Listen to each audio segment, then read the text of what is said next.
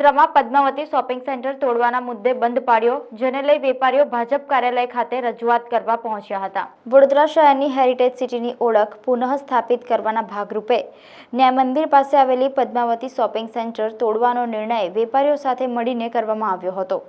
તે બાદ આજે આખરી નિર્ણય ભારતીય જનતા પાર્ટીની સંકલન સમિતિ કરવાની છે।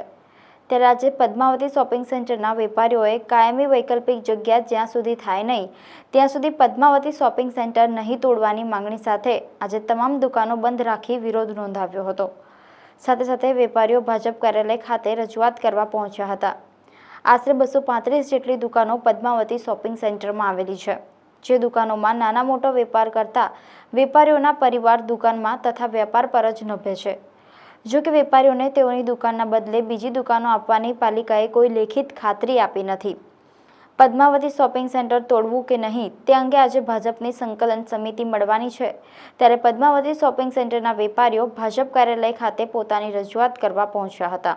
આજે છાપાઓમાં જઈને આવેલું છે એ જાણ કર્યા વગર અંદર બધું છાપેલું છે, એટલે લોકો પરિવારના લોકો ટેન્શનમાં આવી ગયા છે। ઘર ગૃહસ્થવાળા જે અંદર જે લેડીઝ લોકો છે એ લોકોના પોતાના બાળકો એડ્યુકેશન આ બધા મામલાઓ છે, બહુ બધા હેલ્થનો સવાલ છે ને લોકોનો મેડિક્લેમ આ તે અચાનક જ તમારે જ્યારે શું આવી છે એ સંદેશ પેપરમાં આવેલું છે કે વેપારીઓના સહેમતથી અમે આજે સંકલનમાં આ ચર્ચા કરવાના છે ને અચાનક જ આ પેપરમાં આવ્યું છે ને અમારા સંપર્ક કર્યા વગર આ પેપરમાં કોણે છપાયું છે, શું થયું છે એ અમને જાણ નથી એને।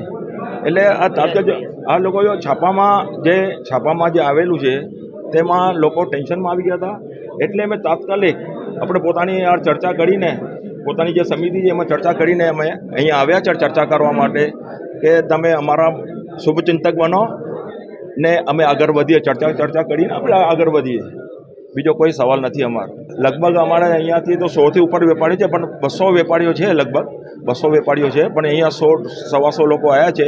અચાનક બધા પોતાનું ઘર બધા કામો છોડીને એને આજે પદ્માવતી શોપિંગ સેન્ટર બંધ કરાવ્યું છે આજે ને ચિંતિત એટલે જબરદસ્ત નિર્ણય, એટલે અમે પોઝિટિવ સોચીશું। આપણે પોઝિટિવ આવે, ભગવાનને પ્રાર્થના એ જ કરીએ કે આપણે પોઝિટિવ આવે, ના આવે તો પછી ચર્ચાનો વિષય થશે ને, એના પછી ચર્ચાનો વિષય થશે, પછી અમે સમિતિમાં વાતો કરીશું શું ચર્ચા થશે ને અમને જે હક મળવો જોઈએ।